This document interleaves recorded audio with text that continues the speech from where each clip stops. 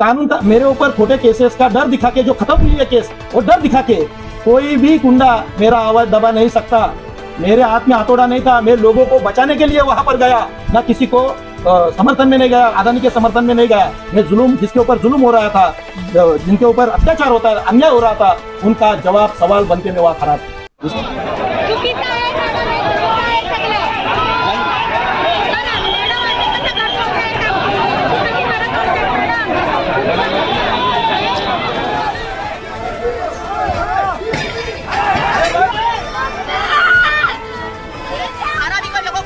बाहर निकलने का ये षड्यंत्र है, तो आज आप देख लोगे कि गुंडे आ रहे हैं और गुंडे काम कर रहे हैं और पुलिस उनका संरक्षण करने के लिए यहाँ खड़ी है। कल्याणकर साहब है, उनको मेरे को एक सवाल है कि आपने धारावी को बर्बाद करने की सुपारी ली है क्या सर? हम आपकी बहुत रिस्पेक्ट करते हैं, आपने गौर गरीबों के लिए इस सारे में बहुत अच्छा काम किया है, लेकिन धारावी के लोगों के लिए इस तरह से बर्बादी क्यों चाहते हैं? आपने धोरण बनाया कि मंदिर मस्जिद नहीं चलेगी, नहीं चलेगी। अरे यार मनवादी सरकार तर करायचं काय? मनवादी सरकार तर करायचं काय?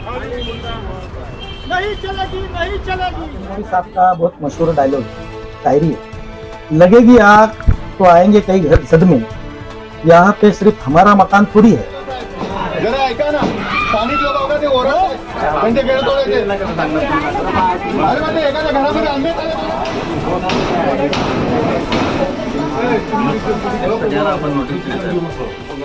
2020 में रिटायर होनी चाहिए, 14 महीने इससे ज्यादा सर्विस किया। ये चीज को मैंने उस टाइम जो डीजी थे संजय पांडे और उस टाइम के विरोधी पक्ष नेता आज के मुख्यमंत्री देवेंद्र फडणवीस साहब को मैंने LIC बिल्डिंग में ये सारी चीजें दी, LIC बिल्डिंग, और बताया साहब देखो पुलिस डिपार्टमेंट का भ्रष्टाचार, पैसा देने के बाद में आपको अपॉइंटमेंट मिलती है, भले आप रिटायर होने दो, कोई कुछ नहीं चलता है सरकार पे, इसके कोई जोर नहीं।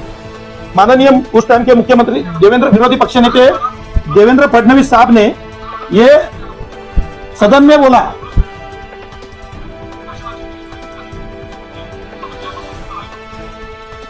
धारावी पुलिस स्टेशन का नाम लीजिए,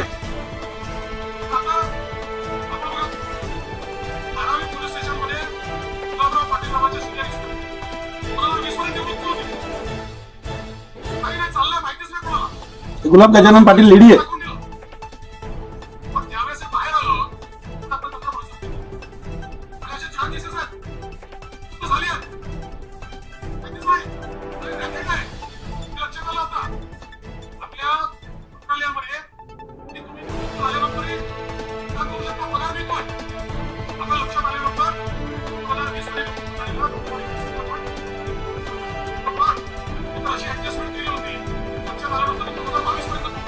मेरा केस 2021 में इसने पैसा खा के रिकॉर्ड किया, 2022 तक नहीं ये खुलासा करता था, ITI निकालता था और इसकी कंप्लेंट करता था, और 2022 तक कितने संजय भालेराव जैसे बेगुनाह लोगों को फंसाती थी, ये उसका उदाहरण है। आज मेरा केस खत्म होने के बावजूद भी मैं क्रिमिनल हूँ, मैं गुनहगार हूँ, मैंने किसी के साथ में कोई जुल्म जबरदस्ती कभी किया नहीं, मैं सिस्टम के खिलाफ का पीड़ित व्यक्ति हूँ। मैं आपको इमरान भाई बताना चाहता हूँ कि विजय शिवदास माने को जब अरेस्ट किया गया था तो उसके लैपटॉप में मेरे बेगुनाही का सबूत था। आपके चैनल में दिखाओ कि कैमरा नंबर 1 और कैमरा नंबर 2 में किस तरह से उधर ये पीड़ित महिला जो खुद को विक्टिम पीड़ित बोलती है वो आई है।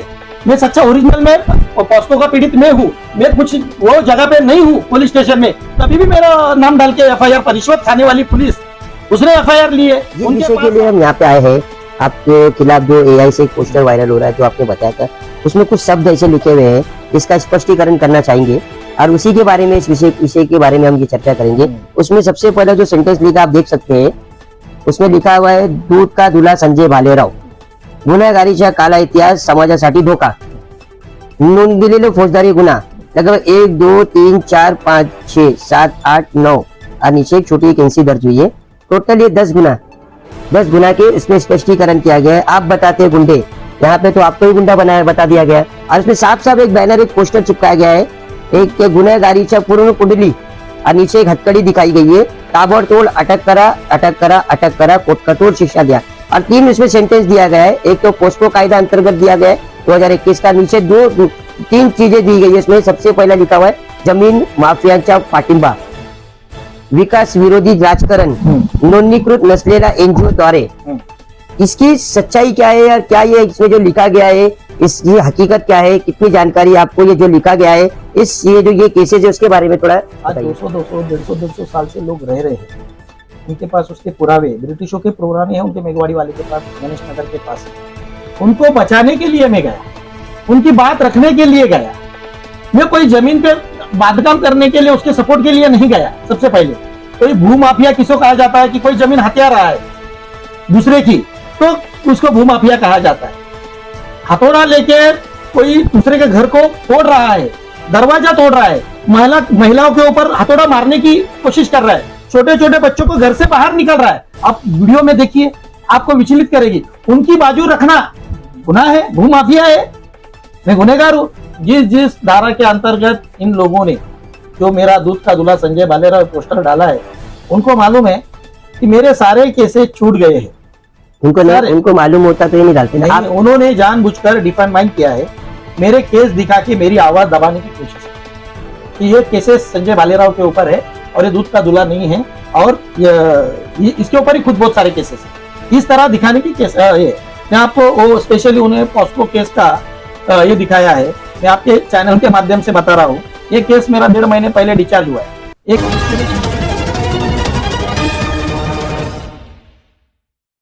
हमारे heart of Mumbai news channel को सब्सक्राइब करें और बेल आइकन दबाना ना भूलें। नमस्कार, आदाब, अस्सलाम वालेकुम। मैं Imran Mohammad Shaikh, heart of Mumbai news से। धारावी, जिसको एशिया खंड की सबसे बड़ी झोपड़पट्टी यानी स्लम कहा गया है, उसका डेवलपमेंट जब से राज्य सरकार ने अडानी ग्रुप ऑफ कंपनी को दिया, उसके बाद से आपने देखा है कि सर्वे के नाम पे और चोरी चोरी चुपके जो सर्वे हो रहे थे उसके नाम पे ऐसे बहुत से जो घटनाएं सामने आई, और किस तरीके से लोगों के सर्वे के दरमियान परेशानी हो रही थी, उस सारी चीजों को उजागर करने वाले एक ऐसे शख्स जिनका नाम संजय रमेश भालेराव है, वो काफी सालों से धारावी के विषय पे काम कर रहे थे। अचानक से पता नहीं कुछ कामों से ये या किस विषय से ये धारावी के जो धारावी बचाओ आंदोलन है या धारावी करों से थोड़ी दूरियां बना चुके थे, लेकिन अब एक उनके नाम से एक मैसेज वायरल हो रहा है, जिसकी जानकारी इन्होंने दिया है कि दूध का दूल्हा संजय भालेराव।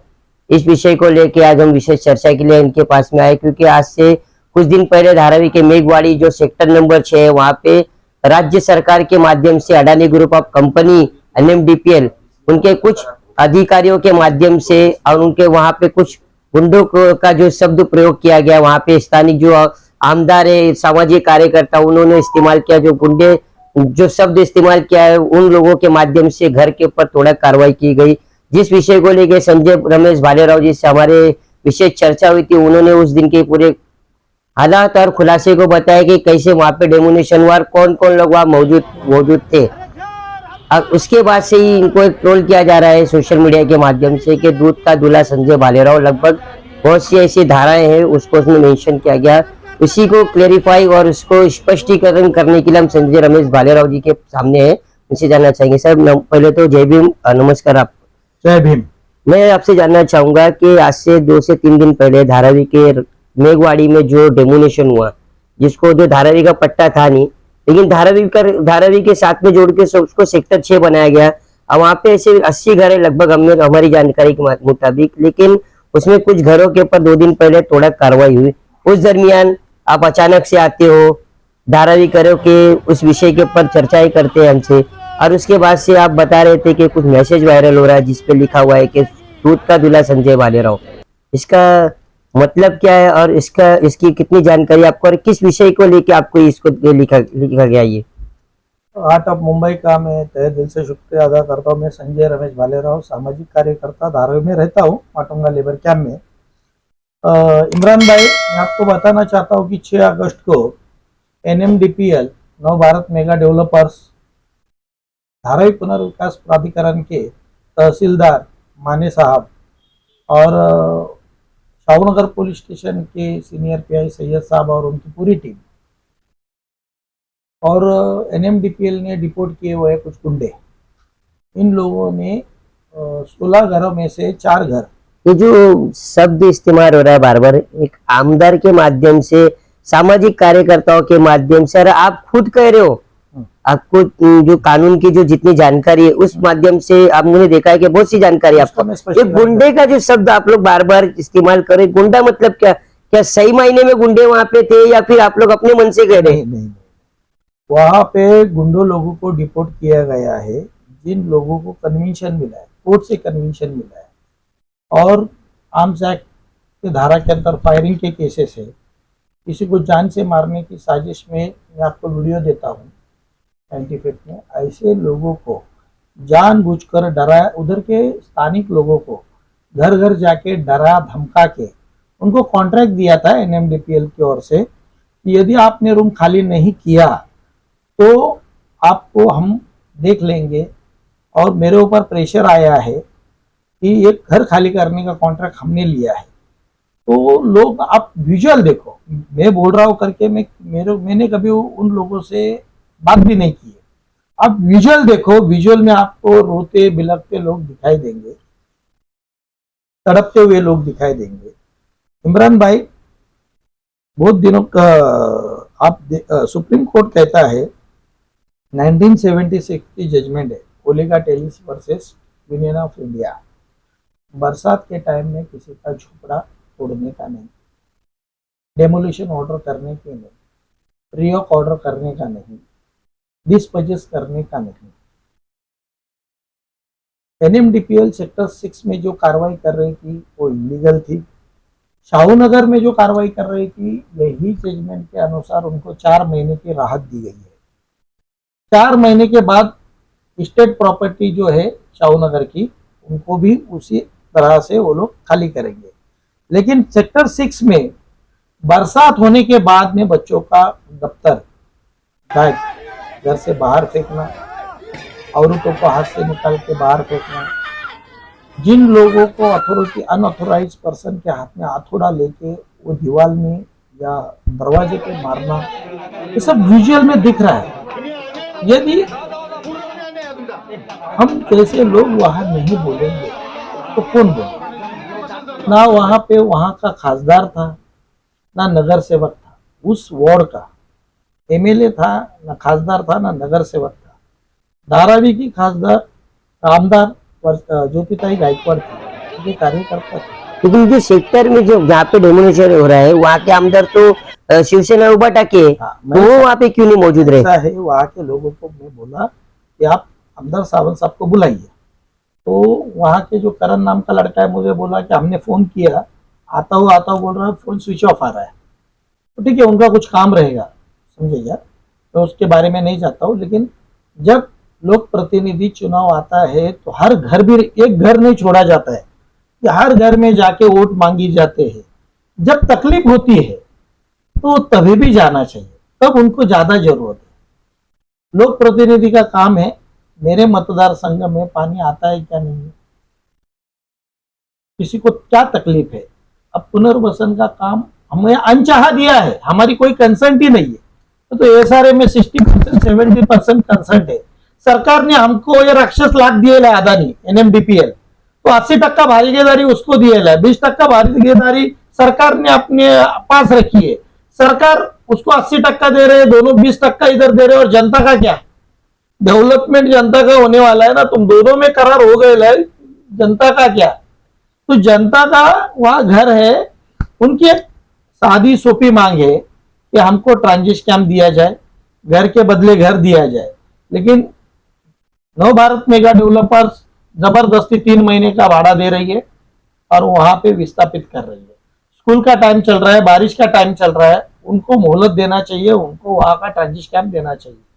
मैं NMDPL के लोगों को कहना चाहता हूँ, आपको पूरी धारावी डेवलप करने के लिए फ्री में मिली है, फ्री में, समझे? आपने लोन लेके ये डेवलपमेंट चालू कर दिया है। बड़ौदा बैंक ने आपको करोड़ों, हजारों करोड़ का लोन दिया है। इंटरनेशनल बैंक ने आपको लोन दिया, आपके घर का पैसा नहीं लगने वाला है, लोन पे आपको बहुत बड़ा मुनाफा मिलने वाला है। तब धारावीकर परेशान क्यों है फिर? ऐसा है कि उनको जोर जबरदस्ती गुंडों का सहारा लेके खाली किया जा रहा है। और ये वहाँ के लोग तो कह रहे थे कि हम एग्रीमेंट करना चाहते, हमारे से एग्रीमेंट भी नहीं हुआ, उसके बाद भी घर तोड़ रहे। ऐसा है, 12 लोगों का जो एग्रीमेंट बना था उसमें से 4 जन का एग्रीमेंट नहीं बना, ऐसा उनका कहना है। लेकिन जिनका अपात्र या अनिर्णय थे वो भी घर तोड़ रहे थे उसके। इसके लिए बहुत बड़ा बवंडर हुआ। यदि आप साफ सुथरे हैं, आपको पुनर्वसन करने की आपकी मनोकामना है, तो वहाँ के लोगों को जाके घुल मिलो, आपने स्टार्टिंग में तो बहुत प्रीमियम लीग चलाया, क्रिकेट खिलाया, दिए खरीदे, लोगों को अपना दिखाया, देखो हम लोग आ रहे हैं, आपके बहुत अभी बड़े भी बड़े चल रहा है ना सपने धारावी सोशल मिशन प्रोग्राम के माध्यम से नौकरी दिलाने का आश्वासन दिया गया। वहां पे हमारे भास्कर भाई ने 2 कैंप लगाए, तो कैंप लगाने के बाद में उधर इतना बड़ा बवंडर हुआ तो क्यों नहीं गए? क्यों? उनका हाल क्या प्रॉब्लम है, क्या कंडीशन है आपकी, क्यों सहयोग नहीं कर रहे आप लोग घर खाली करने के लिए? प्रॉब्लम पहले सुन के तो लो, उनकी क्या तकलीफ है सुन लो। तुम वहां पे नोटिस चिटकाओगे, फोटो खींचोगे, फिर नोटिस निकाल लोगे, ये नहीं है। उनके वकीलों को तुम दमदाटी दोगे, तुमको एट्रोसिटी केस में डालेंगे, तो ये नहीं चलेगा। ये दमदाटी ये धारावी के लोगों के साथ में नहीं रहेगा। जिस विषय के लिए हम यहाँ पे आए हैं, आपके खिलाफ जो एआई से एक पोस्टर वायरल हो रहा है जो आपने बताया था, उसमें कुछ शब्द ऐसे लिखे हुए हैं जिसका स्पष्टीकरण करना चाहेंगे और उसी के बारे में इस विषय के बारे में हम ये चर्चा करेंगे। उसमें सबसे पहले जो सेंटेंस लिखा आप देख सकते हैं, उसमें लिखा हुआ है दूध का दूल्हा संजय भालेराव, गुन्हेगारीचा काला इतिहास समाजासाठी धोका, नोंदलेले फौजदारी गुन्हा लगभग 1 2 3 4 5 6 7 8 9 और नीचे एक छोटी एक एनसी दर्ज हुई है।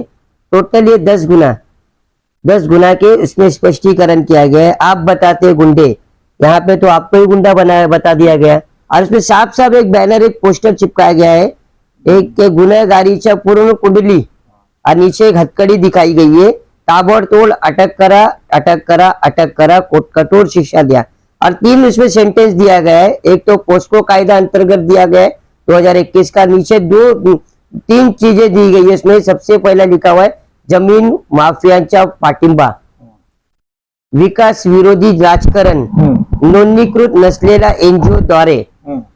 इसकी सच्चाई क्या है या क्या ये इसमें जो लिखा गया है इसकी हकीकत क्या है, कितनी जानकारी आपको ये जो लिखा गया है ये केसेस है उसके बारे में थोड़ा बताइए।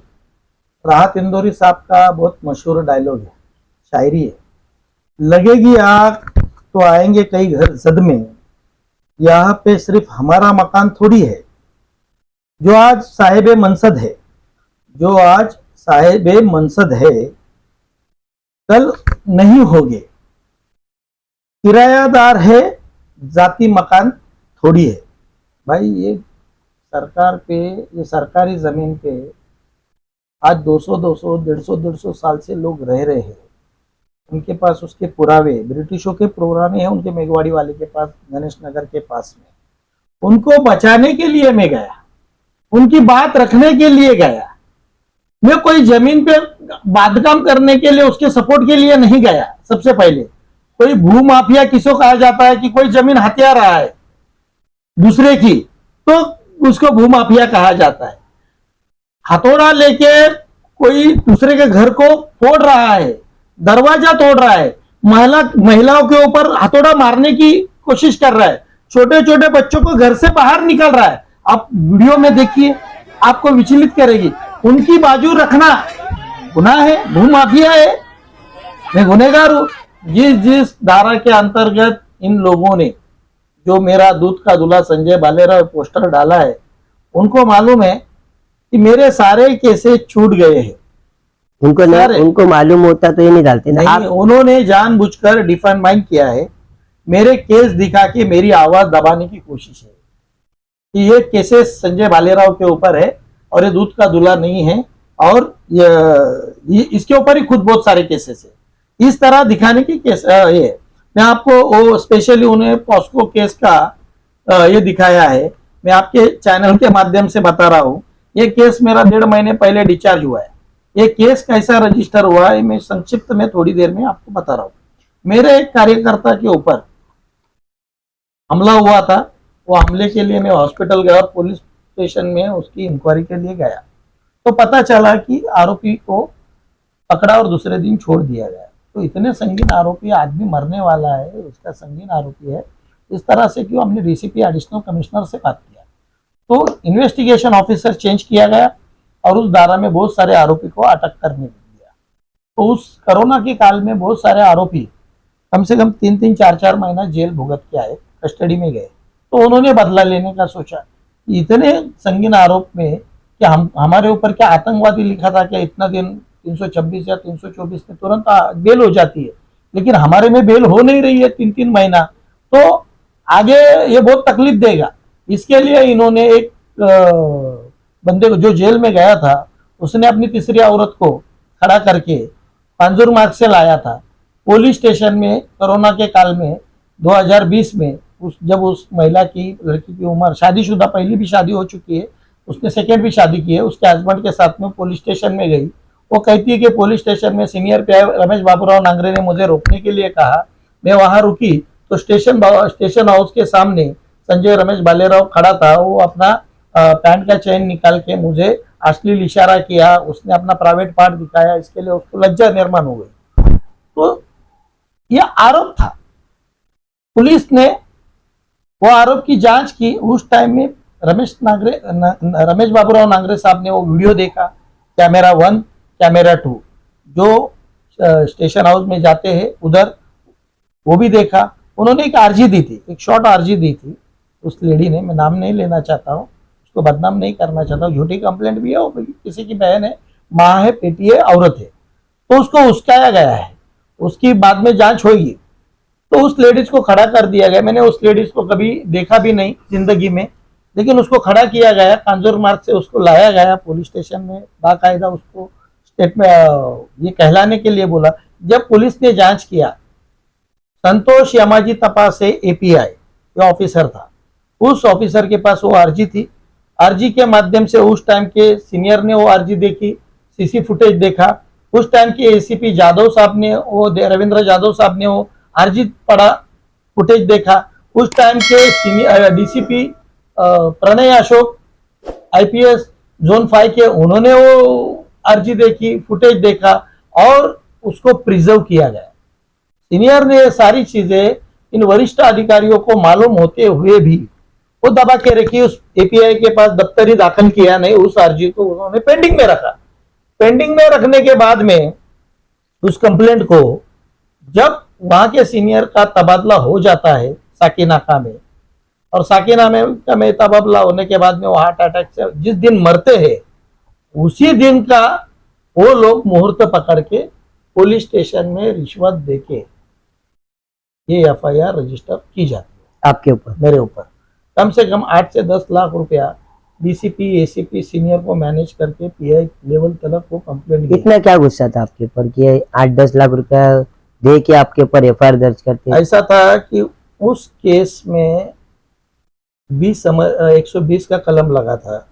ये जो मारहान हुई थी जिस कार्यकर्ता को, वो बहुत सारे आपराधिक जड़ों तक जा रहे थे, पॉलिटिकल लेवल तक जा रहे थे, और उसको रोकना बहुत जरूरी था।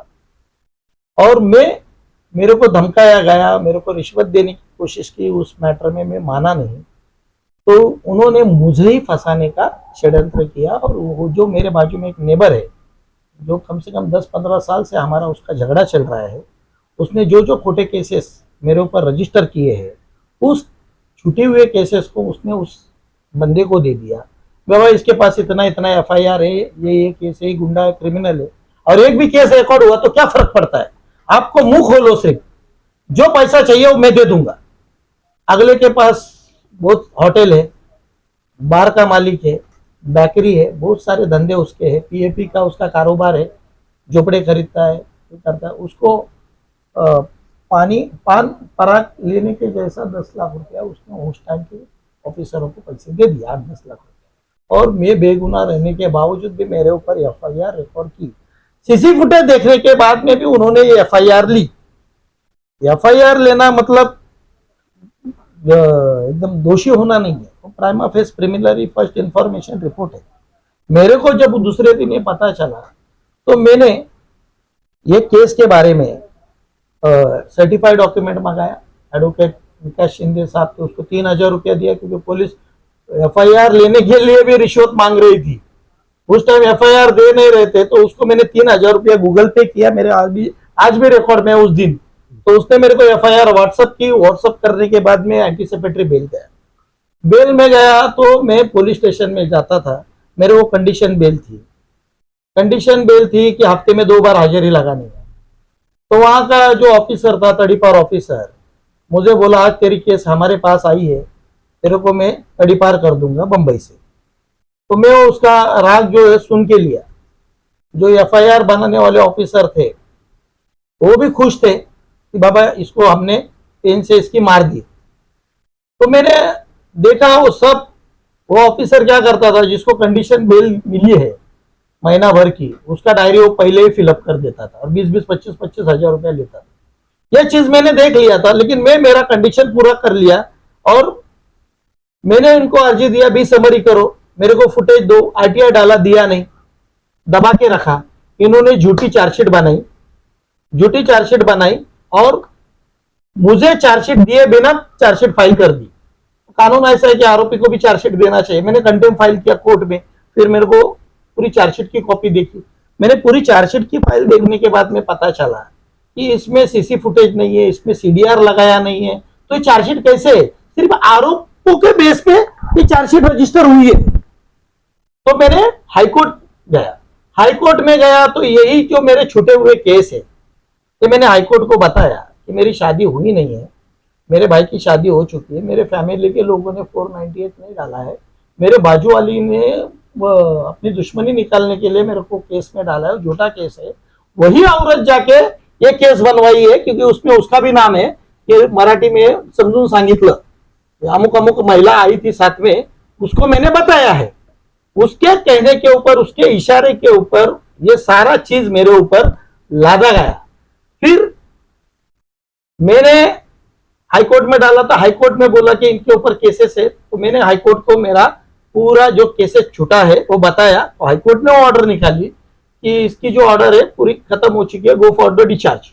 आपको रेमेडी है कोर्ट में नीचे जाने के लिए, और मेरा अर्जी खारिज कर दिया कोर्ट में। मैंने ये सारी चीजें एडवोकेट मैं इन पर्सन खुद खड़ा रहता हूं मेरे केस में, मैं कोई एडवोकेट नहीं हूं, लेकिन मैं अपने केस के लिए खुद खड़ा रहा। इन पर्सन में मैंने वो केस को डिस्चार्ज करा के लिया। मतलब कानून की जानकारी है, इसलिए जज साहब आपको इजाजत देते हैं कि आप खुद डिफेंस करें। तुम अपनी बात रखो। मैंने उनको कहा कि इस केस में सीडीआर निकाला गया है, कॉल रिकॉर्ड निकाले गए हैं, लेकिन कॉल रिकॉर्ड कोर्ट में सबमिट नहीं हुए।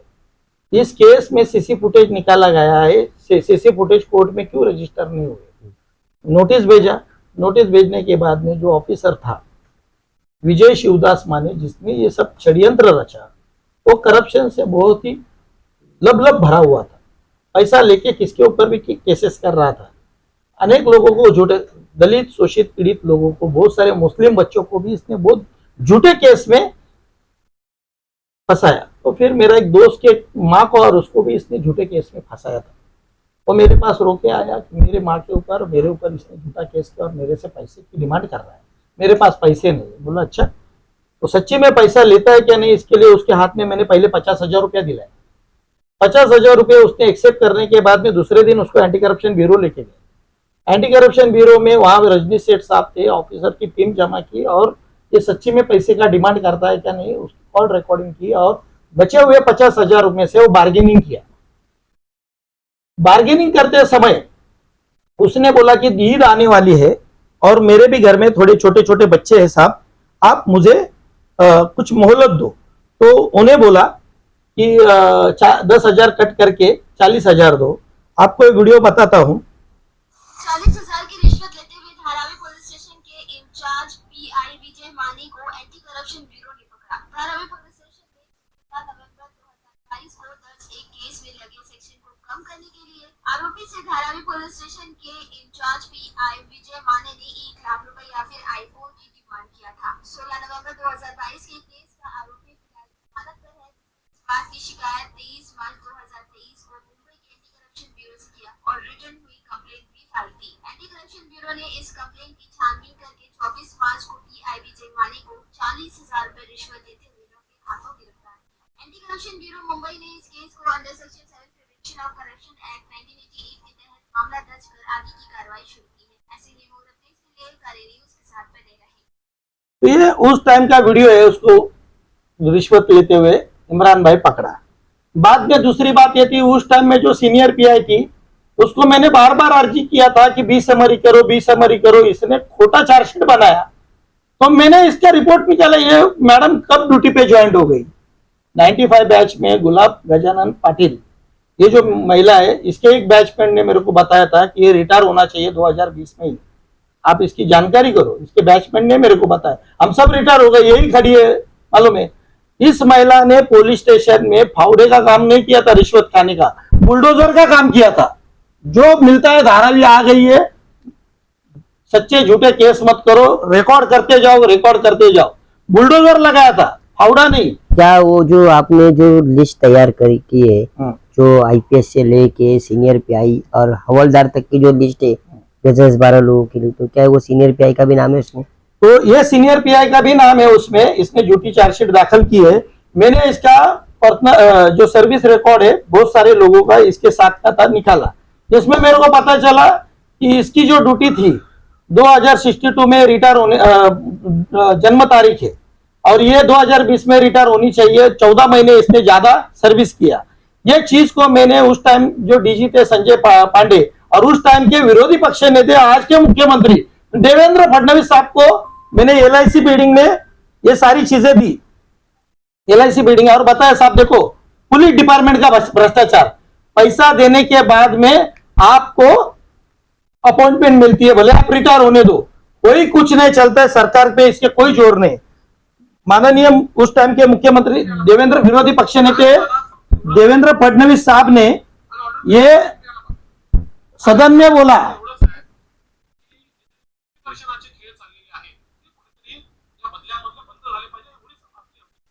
धारावी पोलीस स्टेशन का नाम लेंगे। आपण बघा धारावी पोलीस स्टेशन मध्ये गुलाबराव पाटील नावाचे सिनियर इन्स्पेक्टर 2020 मध्ये निवृत्ती होती, काही नाही चाललंय, माहितीच नाही कोणाला। गुलाब गजानन पाटील लेडी है। मग ज्यावेळेस हे बाहेर आलं तेव्हा आता त्यांना बळजबरी नाही, आणि अशा 4 केसेस आहेत, निवृत्त झाली आहेत, माहितीच नाही, आणि रॅकेट आहे हे लक्षात आलं आता आपल्या मंत्रालयामध्ये की तुम्ही निवृत्त झाल्यानंतरही तुम्ही काम करू शकता, पगार मिळतोय। आता लक्षात आल्यानंतर 2020 मध्ये निवृत्त झालेला 2021 मध्ये आपण 1-1.5 वर्षानंतर निवृत्त केलं, पण त्याने तर अशी ऍडजस्टमेंट केली होती लक्षात आलं नसतं तर 2022 पर्यंत तो मेरा केस 2021 में इसने पैसा खा के रिकॉर्ड किया। 2022 तक के वो सीनियर पीआई थी, सीनियर पीआई का अपॉइंटमेंट था। मैं यदि नहीं ये खुलासा करता था, RTI निकालता था और इसकी कंप्लेंट करता था, और 2022 तक कितने संजय भालेराव जैसे बेगुनाह लोगों को फंसाती थी, ये उसका उदाहरण है। आज मेरा केस खत्म होने के बावजूद भी मैं क्रिमिनल हूँ, मैं गुनहगार हूँ, मैंने किसी के साथ में कोई जुल्म जबरदस्ती कभी किया नहीं हूँ, मैं सिस्टम के खिलाफ का पीड़ित व्यक्ति हूँ। मैं आपको इमरान भाई बताना चाहता हूँ कि विजय शिवदास बाने को जब अरेस्ट किया गया था तो उसके लैपटॉप में मेरे बेगुनाही का सबूत था। आपके चैनल में दिखाओ कि कैमरा नंबर 1 और कैमरा नंबर 2 में किस तरह से उधर ये पीड़ित महिला जो खुद को विक्टिम पीड़ित बोलती है वो आई है। मैं सच्चा ओरिजिनल में पॉस्को का पीड़ित मैं हूं, मैं कुछ वो जगह पे नहीं हूं पुलिस स्टेशन में, तभी भी मेरा नाम डाल के FIR पर रिश्वत खाने वाली पुलिस उसने FIR ली है। उनके पास सारा पुरावा होने के बाद में भी उन्होंने कोर्ट में वो दिया नहीं, कोर्ट ने मैं दिया। इसके लिए कोर्ट के फाइंडिंग में आया जो पुलिस स्टेशन को काम करना चाहिए ये एक्यूज कर रहा है, कोर्ट में हाजिर कर रहा है। यदि मैं उस ऑफिसर को ट्रैप में नहीं फंसाता था तो मैं आज तक ट्रायल 10-20 साल तक चलता था। मैं डिस्चार्ज हो चुका हूं, मेरे ऊपर के सारे अपराध वो खत्म हो चुके हैं। एक केस में तो एक ऑफिसर मुझे फोन करके वो जो आपने बताया ट्रैप में फंसाया, ये ट्रैप में फंसाया नहीं होता, ये तो आपने सरकार को जानकारी देके उनके माध्यम से आपने काम किया है ना। नहीं, ये ट्रैप लगाया क्योंकि ये रिश्वतखोर ऑफिसर था, ये आपने सिस्टम के माध्यम से किया है ना। इसके लिए तो मैं पुलिस अधिकारियों को सतर्क करना चाहता हूँ, किसी बेगुनाह को धारावी शाहूनगर के किसी बेगुनाह को जुल्म से जबरदस्ती से रिश्वत खा के यदि कोई अरेस्ट करेगा, उसके परिवार को नुकसान करेगा, गौर गरीब दलित मुस्लिम या शोषित पीड़ित व्यक्ति को पैसे के लिए कोई उसको अपराधी करके उस पर स्टैंप लगाएगा, उस अधिकारी को भी नहीं हम छोड़ेंगे। लगभग कितने लोगों को आज तक आपने ट्रैप लगाया? ऐसे बहुत सारे आपके खिलाफ जैसे ये वायरल हो रही है वैसे भी बहुत से मैसेज वगैरह वायरल होते हैं, हवाएं चल रही है, कि जो भी कुछ करता है तो ये लोग ट्रैप लगा के संजय भालेराव जी सबको। ऐसा है, anti corruption bureau Sanjay Bhalerao की जागीर नहीं है। वहां पे जाके आपको प्रूव करना पड़ता है। वहां एक सिस्टम है कि यदि कोई रिश्वतखोर ऑफिसर है तो उसके बारे में वो सरकारी पंच लेके आते हैं। एसीपी डीसीपी लेवल के ऑफिसर रहते हैं, वो खातरी करते हैं, रिकॉर्डिंग लेते हैं, तपास करते हैं, उसके बाद में ट्रैप होता है। ट्रैप की प्रोसीजर लंबी भी है और शॉर्टकट भी है। यदि आपको मैं बताना चाहता हूं कि ये सब जन क्यों नहीं लगा पाते। अब बहुत सारे ट्रैप तो मेरे फेल हो चुके हैं क्योंकि उनके बैचमेंट उधर यह खबर दे देते क्या। और इन लोगों का एक व्हाट्सएप ग्रुप है पुलिस वालों का। पुलिस ऑफिसर रिश्वत खाने वाले एक दूसरे से कड़ी से जुड़े हुए, ये इनके ग्रुप में बंदर का फोटो डालते। बंदर मतलब कौन, जो मंकी है उसका चिन्ह डालते बार बार एक दूसरे को। इनको कहां से खबर आ गई कि एंटी करप्शन आया, तो ये लोग बंदर पोस्टर डालते। मतलब कोड वर्ड है, सतर्क हो जाओ, ब्यूरो की कंप्लेंट है, ट्रैप है और आपके ऊपर कभी भी कार्रवाई हो सकती है। वो कोई भी ऑफिसर के ऊपर होती है। कभी कभी उधर से तो बैचमेंट को ही बोलता है भाई मेरे हाथ में नहीं, उधर आईपीएस ऑफिसर बैठा है निगरानी के लिए, हमारे ऊपर भी खबर है। जो रिश्वतखोर ऑफिसर है, जो कानून से काम करता है, जो न्याय सुसंगत काम करता है, उसको क्या डर। लेकिन रिश्वतखोर ऑफिसर है, जुल्म जबरदस्ती से यदि कोई कंप्लेंट ये करता है, खोटा आरोपी बनाता है। मेरे ऊपर जो केसेस बनाए हैं जानबूझकर बूंद कर बनाए हैं। मेरी शादी नहीं हुई है तभी भी मेरे ऊपर 498 है, बाजू वाले ने किया है। उसने ये ताना बुना खोटे केस का रचा हुआ है। लता संभाजी दोंदे नाम की महिला थी, सिंगम महिला थी, उसने भी इसी तरह से जुल्म किया था, तो उसको जालना ट्रांसफर हुआ था उसके ऊपर उसके पुलिस स्टेशन में 156(3) की ऑर्डर लेके गुना दाखिल हुआ था। इमरान भाई, कानून का डर सिर्फ आम आदमी के लिए है क्या? पुलिस को नहीं है कानून का डर, न्यायालय का डर? उनके भी बाल बच्चे हैं ना, तो ईमानदारी से काम करो। ये तो पुलिस और कानून के डर की बात कर रहे हैं आप। आपसे किसको क्या डर है जो ये ऐसे मैसेज वायरल कर रहे हैं? और ये अचानक से ऐसा क्या हो गया था कि आप धारावी बचाओ या धारावी के लोगों से थोड़ी दूरियां बना लिए थे? आपके ऊपर जो ये शब्द इस्तेमाल किया दूध का दूल्हा, ये केसेस से नहीं, ये किसी और भी मेंटेलिटी लोगों के इसमें जाती है। इमरान भाई इलेक्शन का परेड था और इलेक्शन के परेड में अदानी समूह ने सर्वे का काम शुरू कर दिया था। पहले आचार संहिता लगी, उसके 2 दिन के बाद में इन्होंने सर्वे काम शुरू कर दिया। एनएमडीपी, उस टाइम में डीआरपीपीएल था। वो डीआरपीपीएल के सर्वे में उस टाइम में आचार संहिता में ये काम होना नहीं चाहिए, ये कानून में नहीं बैठते, प्रलोभन है, लोगों को रिश्वत है एक प्रकार की, सरकार की जो प्रेजेंट सरकार है उनकी। इसलिए मैंने कलेक्टर को कंप्लेंट लिखी, निवडणूक निर्णायक अधिकारी को कंप्लेंट लिखी, दोनों पुलिस स्टेशन को कंप्लेंट लिखी, किसी ने कोई कार्रवाई नहीं की। इसके लिए मैं हाई कोर्ट चला गया था। बॉम्बे हाई कोर्ट में मेरा मैटर लिस्टिंग हुआ नहीं। सारे ऑब्जेक्शन रिमूव करने के बाद में मुझे तारीख दी गई और 2 महीने के बाद में इलेक्शन खत्म हुआ, फिर वो तारीख लग गई। तारीख लगने के बाद उस टाइम के जस्टिस थे और बोले कि तुम्हारा जो पिटीशन था ये इलेक्शन के टाइम में सर्वे नहीं होने के लिए था, लेकिन अभी तो इलेक्शन खत्म हो चुका है ना, तो ये पिटीशन पेंडिंग रख के करेंगे क्या? आप कहते हो तो मैं उसको डिस्पोज कर देता हूं। तो कोर्ट ने उस पिटीशन को इनफ्लक्चुअल मांगा। उस टाइम में यदि हेयरिंग होती थी तो स्टे लग जाता था। कॉज ऑफ लिस्ट पे मेरा नंबर 80-90 आया, मैटर लिस्टिंग हुआ नहीं, कंप्यूटर डेट दी जाती है। कंप्यूटर डेट मिलने के बाद में मैंने प्रोडक्ट ऑटोमेटिक लग गया, मैं हियरिंग में चला गया, मैटर को डिस्पोज हुआ। जो हमारे सहकारी थे और एनएमडीपीएल ने उसका विरोध क्या किया कि धारावी बचाओ आंदोलन या संजय भालेराव ने हाई कोर्ट में केस हार गया। कोर्ट ने दी हरी झंडी।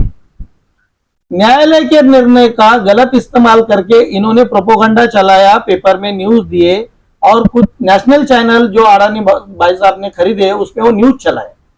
जब हमारे सहकारियों को पूछा कि बाबा कोर्ट में आपकी हार हुई है या क्या हुई है, आप उसके बारे में क्या कहना चाहते हो, तो हमारे सहकारी मुझे डिफेंस करने के बजाय वो बोल रहे थे वो हमारा सहकारी नहीं है, वो हमारे से उसका लेना देना नहीं। वो हमारे हमारे हमारे आंदोलन का भी हिस्सा नहीं है, हमारे आंदोलन का हिस्सा नहीं है। वो हमने उसको बोला नहीं था कोर्ट में जाने के लिए, आधी अधूरी जानकारी उन लोगों की थी, इसके लिए मीडिया के सामने उस तरह से उन्होंने तर्क रखे। जब श्रीनिवासन साहब के पास में पुलिस सबको 3 पुलिस स्टेशन 149 का नोटिस दे रही थी और मैं कोर्ट में चला गया था, कोर्ट ने डीसीपी ऑपरेशन, डीसीपी जोन 5 और डीसीपी जोन 8 को नोटिस इशू करके हमको जाने का ऑर्डर दिया। तब संजय भालेराव साथ में था, न्यायालय लड़ने वाला हमारा योद्धा था। संजय भालेराव जब आरटीआई निकालता था कि धारावी के लोगों को इधर फेंका जा रहा है, मुलुंड फेंका जा रहा है, डंपिंग ग्राउंड में फेंका जा रहा है, ऑक्ट्रॉय की जगह पे फेंका जा रहा है, आरटीआई प्रूफ के साथ में देता था। तो संजय भालेराव हमारा एक चीज आपके और लोगों के बीच में एक फेमस हो गई थी कि संजय भालेराव कचरे के डब्बे में से जीआर कॉपी निकाल के लेके आए। ये था, ये वुड एक डायलॉग आप लोग की उसमें शरत है। ऐसा है कि मेरे घर में कंप्यूटर है, मैं थोड़ा सा इन लोगों ने मुझे कानून का जानकार बना दिया, तो आरटीआई से मैं हर चीज डॉक्यूमेंट निकालता था, जो हर चीज सरकार की लोगों के हित के बारे में मुझे लगता है कि ये लोगों के हित के लिए लोगों को इसको समझना चाहिए, तो मैं वो फॉरवर्ड करता था। तब संजय भालेराव हमारा आदमी है। अब मीडिया में जलन भी होती थी हमारे सहकारियों को, ये बात करता है, अपनी बात कानूनी ढंग से पेश करता है और यही बहुत आगे जाता है। ये जो छोटे दिल के आदमी है उन लोगों का ये युगो है, मैं उनमें नहीं जाना चाहता, उनका नाम भी नहीं लेना चाहता हूं, लेकिन ये सारा अपमान होने के बावजूद भी मैं चुपचाप बैठता था। जब उद्धव साहब ठाकरे साहब रैली लेते हैं तो सभी लोग खड़ा हो जाता है और मुझे कहा जाता है कि नहीं तुम नहीं आना, कि हम लोगों का डिसाइड हो गया, इतने लोग ऊपर रहना चाहिए। मेरे लोगों के सामने यदि मेरा अपमान किया जाएगा, बार बार मेरे को ह्यूमिलेट किया जाएगा। मैं आंदोलन का एक कार्यकर्ता हूं, सक्रिय कार्यकर्ता हूं। जिन लोगों की लायकी नहीं, कॉन्ट्रैक्टरों की वसूली करती है, ऐसे लोगों को तुमने नेता बनाए ले। जो कॉन्ट्रैक्टर है, इलीगल बांधकाम करते हैं, उनको तुमने नेता बनाए ला है। सामाजिक कार्यकर्ता संजय भालेराव क्यों नहीं चलता है? तो ये मेरे दिल में खलल थी।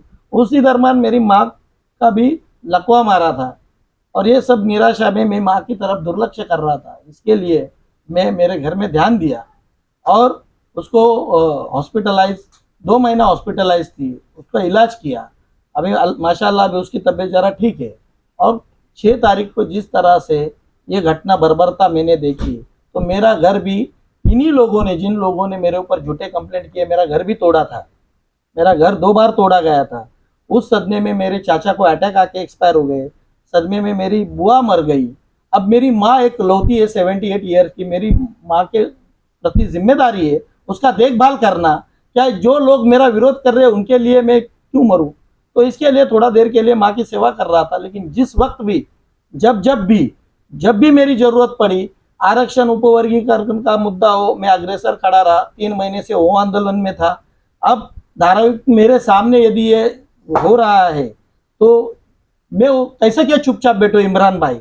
इस वजह से कानून का मेरे ऊपर खोटे केसेस का डर दिखा के, जो खत्म हुई है केस, वो डर दिखा के कोई भी गुंडा मेरा आवाज दबा नहीं सकता।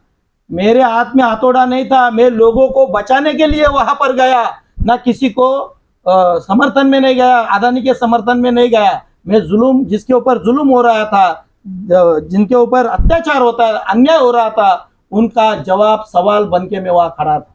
इसके लिए ट्रोलिंग करने वाला कितना भी ट्रोलिंग करे, मैं बाबा साहब की औलाद हूँ, मैं बाबा साहब की औलाद है, सीना हमारा फौलाद है, अंबेडकर की औलाद है।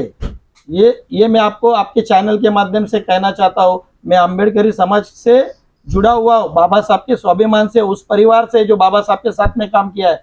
ऐसे ट्रोलिंग को या गुंडे को मैं डरने वाला हूँ नहीं। जिस तरीके से ये वायरल हुआ है, जो आपने हमें भेजा है, एक एआई फोटो जनरेट की गई है, उसमें कुछ पॉइंटेड वगैरह लिखे गए आपके केसेस से, तो क्या ये सारे केसेस, इस विषय को लेके आप जिसने भी ये वायरल किया है, तो इसके ऊपर कुछ आप आगे कुछ करने वाले हैं या कुछ ऐसा कुछ है? जो बच्चे लोग हैं दोस्ती निभा रहे गुंडों की या गुंडे हैं, मुझे ट्रोल करते हैं, तो भविष्य में डिफॉर्मेशन तो होगा। मैंने सारे जो लोगों ने जिस जगह मेरे फोटो के साथ में ये केस छूटे हुए वायरल किए हैं, उन सभी के ऊपर मैं मानहानि का केस जल्द से जल्द फाइल एक्चुअली करने एक वाला देखा जाए कि अक्सर ये होता है कि जो एआई फोटो होती है थोड़ी लोगों से डिफरेंस होती है, लेकिन एआई फोटो में भी सेम शक्ल मिल रही है। ये वो मेरा एक ही फोटो है ना। सबसे बड़ा वो लॉजिक है केसेस ये। जो आप है, देख सकते हैं ये मैं कबूल कर रहा हूँ, वो केसेस मेरे हैं, सारे केसेस छूटे हुए हैं। काउंटर में लोगों को तुम क्या बताते हो, मैंने खुद 2 दिन पहले से ही मैं मेरे ऊपर रहे हुए सारे केसेस इस तरह से सोशल मीडिया में दे चुका हूँ। मेरी भूमिका मुझे पूछो ना, मेरे ऊपर कितना केस है क्या है। और खोटे केसेस होना कोई गुनाह नहीं है, समझा गया, कोई गुनाह नहीं। जिस आदमी ने रिश्वत खा के केसेस किए मेरे ऊपर, वो लोग ड्यूटी पे नहीं है। इमरान भाई, आगे भी किसी को खुजली रहेगी तो देख लेना। नहीं, ये एक्चुअली ऐसा, ये जो अचानक से आप आते हैं, वीडियो बनाते हैं और एक्सपोज होते हो, बीच में आप रुक जाते हो और फिर अचानक से एक ही बार आप आए और इतना लोगों को तकलीफ, इतना लोगों को तकलीफ, लोगों को डर क्या है आपसे?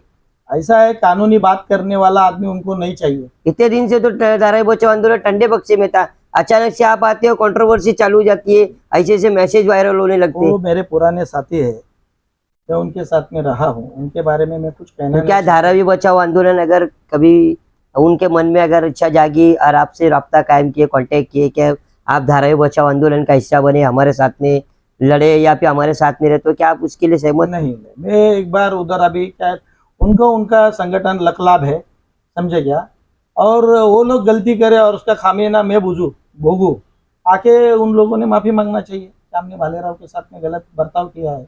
मालूम है क्या, मैं तो जनता के साथ में पहले से भी था, आज भी हूँ, पहले भी और आगे भी रहूँगा। कुछ घरेलू मसले है, फैमिली है, मालूम है क्या, उसके वजह से वो भी देखना मेरा कर्तव्य है, समझा क्या। परिवार सबसे पहला, बाद में दुनियादारी।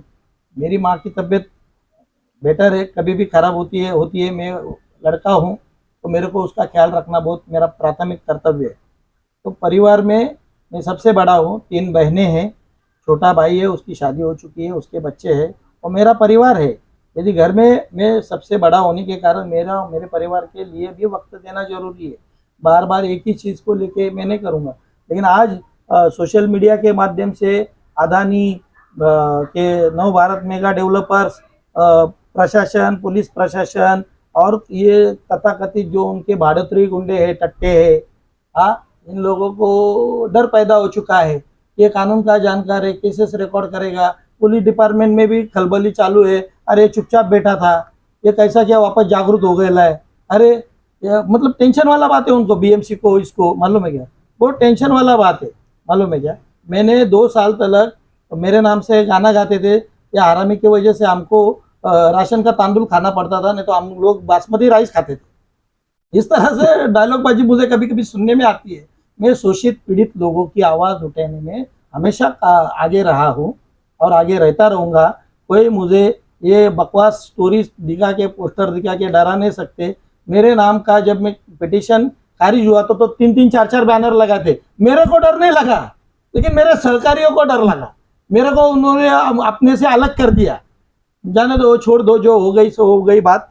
लेकिन नव भारत मेगा डेवलपर के, अदानी के समूह के अधिकारियों, आप लोग जो कर रहे हो मेघवाड़ी में या गणेश नगर में आने वाले धारावी माटुंगा लेबर कैंप में, यदि इसी तरह से आपका बर्ताव रहा तो आपको भीमटोला, मेरे समाज, मेरे लोग आपको जरूर देंगे। भीमटोला बोलेगा तो बाबा साहब का टोला, कानूनी टोला, ये आपको मिलेगा। तो आप किस पद पे है, किस रैंक पे है, वो देखा नहीं जाएगा, सिर्फ टोला गिरेगा, भीमटोला। इतना मैं आपसे कहना चाहता हूँ। जय भीम। देखिए, ये है संजय रमेश भालेराव। जो शुरुआत हुई थी वो इस बैनर से हुई थी, दूध का दूल्हा संजय रमेश भालेराव। इसी विषय को लेकर आज विशेष चर्चा की गई। लेकिन मसला ये है कि अचानक से संजय रमेश भालेराव जी धारावी से थोड़ा दूरियां बनाते हैं, फिर अचानक आते हैं, और जब आते हैं तो मसले मसाइल बढ़ जाते हैं कि एक न्यूज़ वायरल होने से इनके, उसके बाद इनके सारे केसेस वगैरह दिखाए जाते हैं। और इन्होंने कहा है कि केसेस तो मैं पहले ही सरकार को दिखा चुका हूँ सोशल मीडिया के माध्यम से, ये सब जो आप कर रहे हो ये उनके लिए कुछ पुराना नहीं है, कुछ नया ही है इनके लिए हिसाब से। इन्होंने कहा है कि अब ये जिसने भी वायरल किया है उसके ऊपर कानूनी कार्रवाई तो की जाएगी। लेकिन सबसे बड़ा जो इन्होंने एक शब्द इस्तेमाल किया पहले ही शुरुआत में कि राहत इंदौरी का जो इन्होंने शायरी इन्होंने जो पढ़ी थी कि लगेगी आग जद में, तो जिस हिसाब से जो यहाँ पे सिर्फ इनका मकान थोड़ी है, तो धारावी एक परिवार है, इस परिवार के हिस्सा समझ के ये मेघवाड़ी में गए और वहाँ के लोगों को समर्थन किया। उसके बाद से कुछ लोगों को इनके जो बातें हैं उस वजह से उनको तकलीफें होने लगी और मैसेजें वगैरह वायरल करने लगे, उसका इन्होंने स्पष्टीकरण किया। आने वाले समय में ये देखना है कि संजय रमेश भालेराव जी है या धारावी के विषय पे जितने लोग काम कर रहे हैं और वो किस विषय पे लेके कैसा धारावी के साथ में रहेंगे और आगे आने वाले समय में इन लोगों की क्या रणनीति रहेगी वो भी हम आपको पल पल की खबर दिखाते रहेंगे। तब तक के लिए धन्यवाद। हार्ट ऑफ मुंबई न्यूज, हर खबर सच के साथ।